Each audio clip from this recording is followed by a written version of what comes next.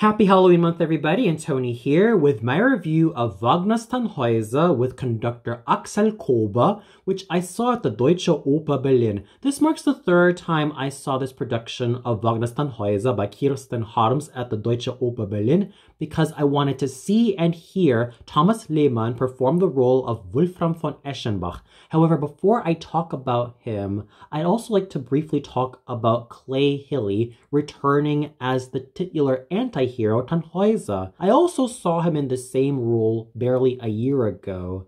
However, what I noticed about his performance tonight was that he sounded a little bit more labored compared to his more powerful performance last year. Sure, he continued to exude virility, confidence, masculine charm, strength, and endurance as Tannhäuser, as he's also done last year. However, there were times that his voice sounded kind of under the weather in certain occasions. Sometimes his high notes didn't sound like laser beams popping out of his mouth.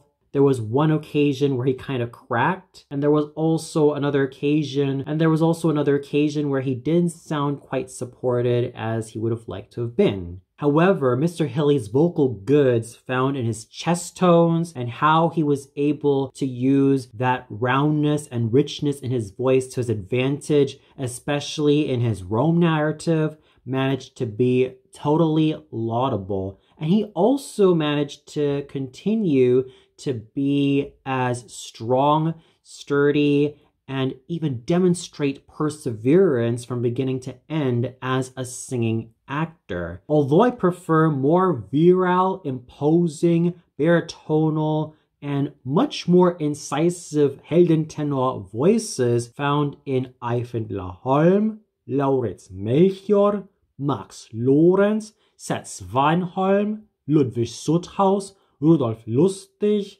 Gunther Treptow, Bernd Aldenhoff, Hans Beurer, and Ramon Vinay, at least Clay Hilly managed to be in a class of his own as he exuded a lot of endurance from beginning to end and do so with a whole lot of aplomb. Yes, his voice could use a lot more steel, metal, roundness, richness, and a whole lot more massiveness. But in terms of his overall commitment as a singing actor, as well as an overall vocalist, he definitely continued to show a whole lot of perseverance and a whole lot of guts, which was something I will always salute him for. Now we get to the main highlight of the evening, Thomas Lehman as Wolfram von Eschenbach.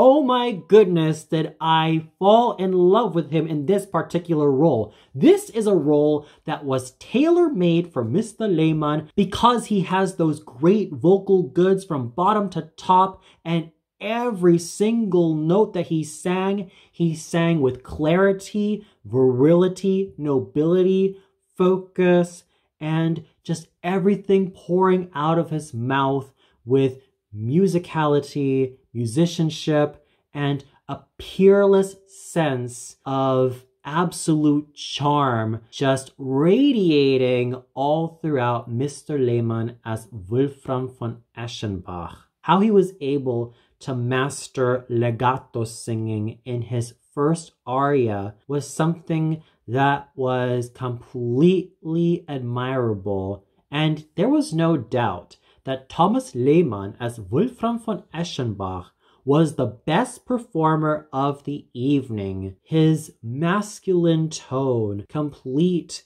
with that trademark round, rich, and handsomely and velvety voiced Cavalier baritone voice that could also sing dramatically was something that I've always admired Thomas Lehman for. And now that he's heading for slightly heavier roles, I can only wish him well because I have seen this amazing baritone grow. From his prime years as a young baritone, specializing in a lot of lyric baritone roles like Valentin from Faust, and even Silvio from I Pagliacci, to specializing in meatier roles such as Wolfram von Eschenbach, the Herald from Lohengrin, and eventually Kurvenal from Tristan und Isolde. I am totally astounded at what Mr. Lehman has accomplished thus far, and I continue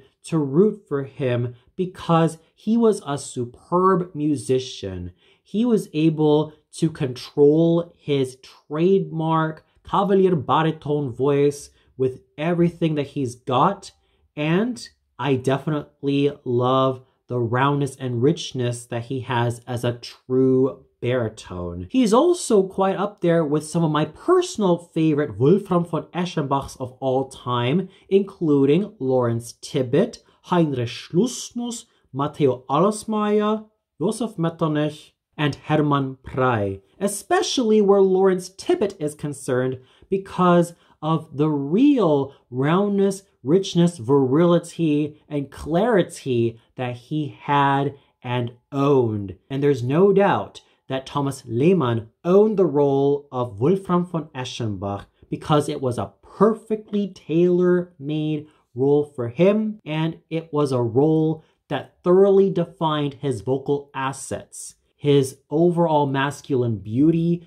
found in the way he was able to sing his notes so gracefully, yet so heroically and beautifully, and his beautiful musicianship managed to make me salute him for everything that he has accomplished thus far. And here's also hoping that he will continue to stay as strong as a cavalier baritone, singing more dramatic baritone roles for many years to come. Kang Yun-Shine Lee shone like the brightest of stars as Walter von der Vogelweide. He has definitely grown as a light lyric tenor, and it's also thanks to his superb musicianship that managed to make him shine so well in this repertoire that made him brilliant in his own special way. His sweeping use of breath and his beautiful clarion tone that was so lovely to listen to and silvery and pleasing to the ear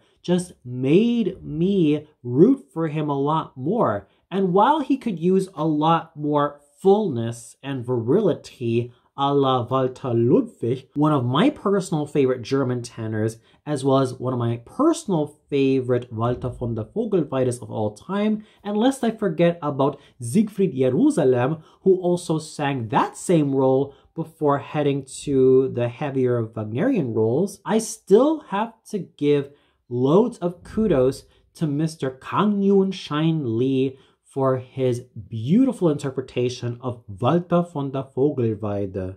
Jörg Schörner also struck again as Heinrich der Schreiber, and he was still as sturdy and strong as a character tenor as he's always been, and also used lyricism to his advantage to make this role stand out superbly. Another singer who struck again was Tobias Kira as Landgraf Hermann, and he also managed to use his signature basso profondo / basso cantante voice to make the best out of Landgraf Hermann's music. And his low notes were resonant, his stage presence was imposing as ever, and he continued to be as strong as a singing actor as he's always been. Michael Bartadze was a bit polarizing as Bitterolf.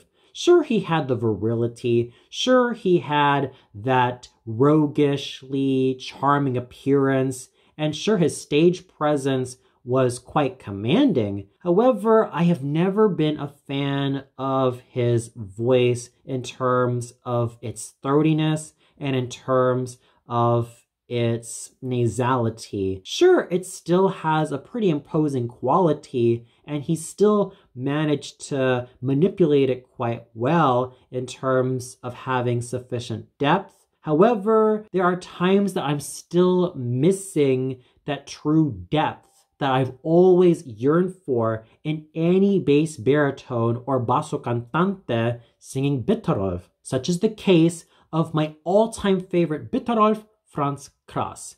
That velvety voice of his could never be equaled, And it was quite a shame that Michael Bachtatz's voice as Bitterolf didn't really measure up to the demands of what I really love in any bass, baritone, or basso cantante singing Bitterolf. At least he was able to compensate whatever shortcoming he had vocally and do so with his strong stage presence as well as his virile charisma. Gerard Ferreras returned as a virile Reinhard von Sveta, and he was still able to sing as handsomely as ever. I'm in two minds about Camilla Nylund attempting the dual role of Venus and Elisabeth. I say this because I am not a fan of her Venus, but I do like her Elisabeth far more. The reason why I am not a fan of her Venus is that she did not possess that additional heft, steeliness, richness, and metallic quality that is needed to make this goddess of love shine, nor did she even possess that voluptuous depth and darkness to also make Venus far more complex. I also make it no secret that I've always preferred either a mezzo-soprano or a dramatic soprano singing Venus. In terms of mezzo-sopranos who've also sung soprano roles, I have always loved the voices of Margaret Harshaw, Martha Mödel, Rossi Deli, Irene Dallas, Rita Gore, Christa Ludwig, and Grace Bumbry because they had sufficient darkness and depth to make Venus a mysterious yet powerful goddess, but also had really great top notes. And in terms of Wagnerian sopranos who also have a go at mezzo roles, I've admired the likes of Annie Konecny, Helena Braun, Erna Schluter, Marjorie Lawrence, Astrid Varnay, Ingrid Steger, and Sigrid Kiel because they had round, rich voices and had great chest tones as well as blazing top notes to ensure that Venus not only comes off as a powerful goddess, but also someone who is quite voluptuous. And when it comes to the complete packages, there's no doubt that I would also go for someone like Ludmila Vorakova and Nadezhda Kniplova because they also had those deep chest tones as well as those piercing top notes that every dramatic soprano needs. And in terms of Camilla Nylund as Venus, she kind of fell short vocally in that role, but at least she was able to act the role with sufficient voluptuousness and beauty. But I've always insisted that Camilla Nylund was at her A game in more lyrical roles, and her natural voice has always been a lyric soprano who could also do some spinto soprano roles here and there, much like how Elisabeth Grömer, Greb Röwenstein, Hilda Zadek, Sena Jurinats, and Teresa Zulish-Gara could accomplish. And this is also why I believe that her performance as Elisabeth is way better than her performance as Venus. Sure, if I heard her in this role almost 2 decades ago when she sang this back in 2006 at Baden-Baden, I would have fallen in love with her immediately. However, in this performance, she was still in rather decent form. It's just that her voice has been suffering from wobbling and tremolos because this is a voice that should never have sung the heavier roles like Isolde, Brünnhilde, Salome, and even Venus,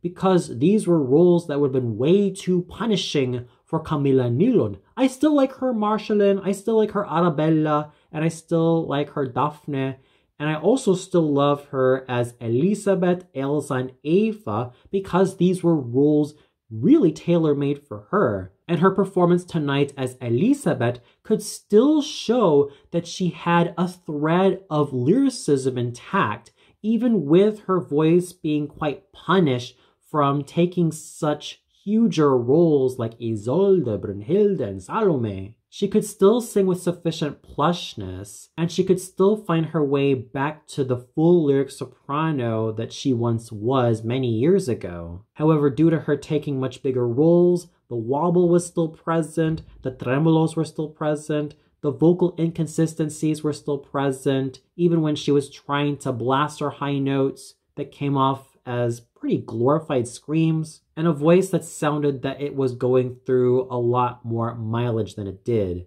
Nevertheless, whatever vocal problems Camilla Nylund had, I still salute her for being such a dedicated singing actress, and I also still salute her for still continuing to show some lyricism in passages that require it. When all is said and done, I still have to give my hat off to Camilla Nylund for at least throwing herself into both roles of Venus and Elisabeth, and do so with equal gorgeousness and elegance as an actress, even with some of her vocal resources being kind of all over the place. Lilith Daftian continues to be an absolutely elegant singer as the shepherd, or in this production, the shepherdess, and sing her solo aria with beauty. And what I've also heard from her voice was that she managed to grow in musicianship and grow in sheer elegance. So overall, there were some really great performances to be found, most especially from Thomas Lehman as Wolfram von Eschenbach. He really carried the entire evening on his shoulders and did so with virility, charm, handsomeness, and a whole lot of laudability. He also stood head and shoulders above all the singers tonight and did so with a whole lot of excellence just brimming out of him, both vocally and theatrically. I've always believed that Mr. Lehman has a bright future ahead of him, and here he is living his best future, singing all of these wonderful leading baritone roles and doing so with excellent technique and a whole lot of virility. I still have to give credit to Clay Hilly for showing endurance as Tannhäuser, and Camilla Nylund for tackling the dual roles of Venus and Elisabeth, although I'm not a fan of her Venus, but I still love her Elisabeth through and through. Tobias Kera was still as laudable as ever. Michael Bartadze might have been polarizing, but I still love his stage presence, which was tall and handsome. Gerard Ferreras was handsome as he's always been. Kang-Yoon Shine Lee was radiantly beautiful as Walter von der Vogelweide. Jörg Schörner sang Heinrich der Schreiber as handsomely as he's always done it. And Lilith Daftian was an absolute darling as the shepherd. Therefore, Thomas Lehman definitely conquered the evening and also carried the entire performance from beginning to end. The conducting done by Axel Koba showed briskness and strength as well as a mighty presence. However, there were some inconsistencies. There were times that one or two moments were a bit too fast for my taste, such as the opening to the overture, which is supposed to be a little bit more lento and solemn. However, he was still able to involve the orchestra and chorus to give it their all, especially in the finale where he just went all out. Sure, he could have used a lot more nuance like Wilhelm Furtwängler, Karl Böhm, and Herbert von Karajan, my three favorite conductors for Wagner, or Germanic music in general, but I still have to give Herr Koba a lot of kudos for what he was able to accomplish as a conductor, and the chorus and orchestra of the Deutsche Oper Berlin were absolutely amazing as they've always been, constantly working together to produce some great music. So overall, Thomas Lehman deserves all of my kudos, all of my praise, and all of my laudability for really stealing the show tonight. He's grown so handsomely as a baritone, and he's even stole the show from Clay Hilly's feet as Tannhäuser, as well as Camilla Nylund as both Venus and Elisabeth. Therefore, he deserves all of the love and the acclaim and a lot of the praise I can give to him, because he has grown so magnificently and his technique has remained as peerless as ever. And I affirm that Thomas Lehman continues to be a baritone to look out for in the most positive way ever. And for those of you who caught this performance of Wagner's Tannhäuser at the Deutsche Oper Berlin, what'd you think of it? Did you feel that Thomas Lehman stole the show as Wolfram von Eschenbach? Was there a part of his voice that you enjoyed most about? Was there another singer who also managed to be on par with Mr. Lehman or be as great as he was as Wolfram von Eschenbach? Or did you feel like the singing was not really to your liking? Please let me know in the comments below. Well, that's it for my review of Wagner's Tannhäuser, starring Thomas Lehman as Wolfram von Eschenbach at the Deutsche Oper Berlin. Tune in tomorrow for my tribute to Zed's Monster Mash from Mighty Morphin Power Rangers. So until then, good night everybody, and have a happy Halloween!